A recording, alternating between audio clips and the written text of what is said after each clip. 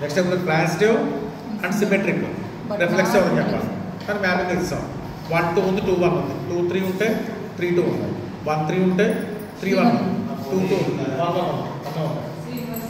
1 reflexive అయింది కదా symmetric కూడా అయింది కదా ట్రాన్సిటివ్ అయింది లేదు చూడండి 1 2 2 3 1 3 ఉందా 1 3 ఉంది సార్ 1 3 నెక్స్ట్ ఇంకోటి ఏమంటే ట్రాన్సిటివ్ కూడా సిమెట్రిక్ చెప్పాలి రిఫ్లెక్సివ్ లేదు రిఫ్లెక్స్ అవుతుందని చెప్పాలి 1 1 2 ఉంది సార్ 3 3 లేదు